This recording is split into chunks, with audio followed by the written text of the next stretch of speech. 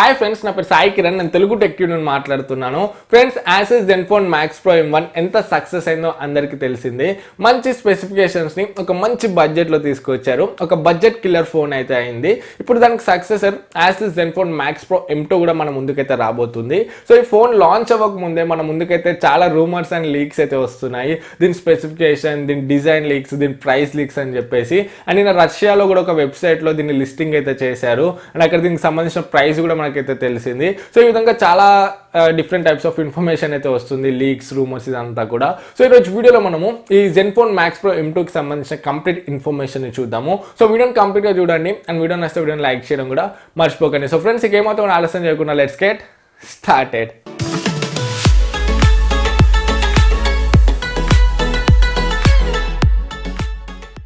Friends, మనకి ఇప్పటివరకు అందిన ఇన్ఫర్మేషన్ ప్రకారం దీని స్పెసిఫికేషన్స్ ఒకసారి చూసుకున్నట్లయితే, సో డిజైనింగ్ పరంగా మ్యాక్స్ ప్రో M1తో కంపేర్ చేస్తే కొంచెం చేంజెస్ అయితే ఉన్నాయి.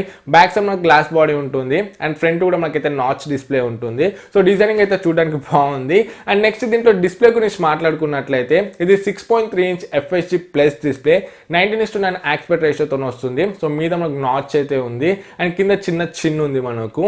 అండ్ దీంట్లో కార్నింగ్ గొరిల్లా గ్లాస్ 6 తోనైతే ప్రొటెక్షన్ అయితే ఉంది. సో ఇది ఒక మంచి ఆప్షన్ అని చెప్పొచ్చు. ఎందుకంటే ఫోన్ మనం ఎక్కువ యూజ్ చేసేటప్పుడు స్క్రాచెస్లో కానివ్వండి, లేకపోతే కింద పడినప్పుడు సో మనకు కొంతవరకు అయితే రెసిస్ట్ చేస్తుంది ఫోన్ని.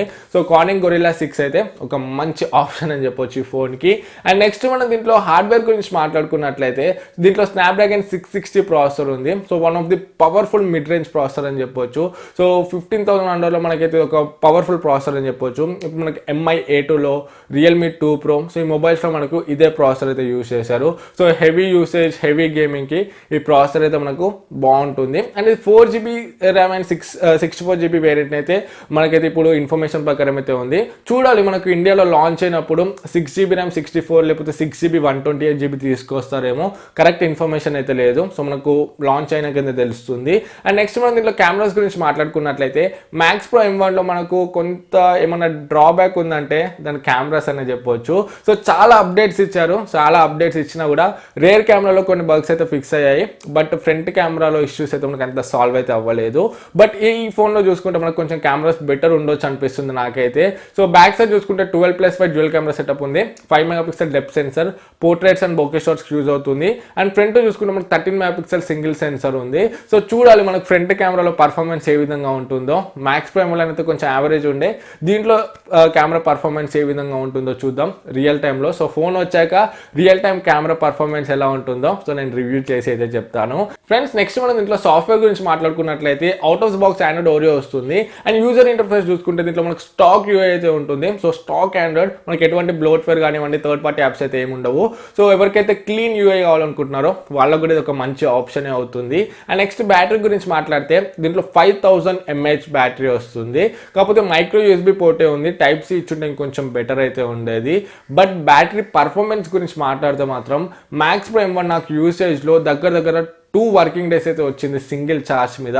సో ఎవరైతే హెవీ బ్యాటరీ కావాలనుకున్నారో, హెవీ బ్యాటరీ యూసేజ్ చేసే వాళ్ళు ఉంటారో వాళ్ళకి ఒక మంచి ఆప్షన్ అని చెప్పొచ్చు. సో మంచి బ్యాటరీ ఉన్న ఫోన్ ఇది. అండ్ నెక్స్ట్ మనం దీంట్లో సెన్సర్స్ గురించి మాట్లాడుకుంటే దీంట్లో ఆల్మోస్ట్ అన్ని సెన్సర్స్ ఉన్నాయి. మ్యాక్స్ ప్రో M1లో ఏ విధంగా ఉన్నాయో దీంట్లో కూడా అన్ని సెన్సర్స్ ఉన్నాయి. Accelerometer sensor, proximity, gyroscope, ambient light sensor, compass sensor, ఇవన్నీ కూడా ఉన్నాయి. ఫింగర్ ప్రింట్ స్కానర్ కూడా మనకు రైట్ సైడ్లోనైతే ఉంది. సో ఓవరాల్గా ఈ మొబైల్కి సంబంధించిన స్పెసిఫికేషన్స్ అయితే ఇవి మనకి ఇప్పటివరకు అందిన ఇన్ఫర్మేషన్ ప్రకారము. సో ఇది 100% ఇవే ఉంటాయని చెప్పలేము. కాకపోతే 90% అబోవ్ మనకు ఇవే స్పెసిఫికేషన్స్ ఇండియాలో లాంచ్ అయ్యే ఫోన్స్లో కూడా చూడొచ్చు. అండ్ నెక్స్ట్ ప్రైసింగ్ గురించి మాట్లాడితే రష్యాలో లిస్టింగ్ అయితే చేశారు నిన్న.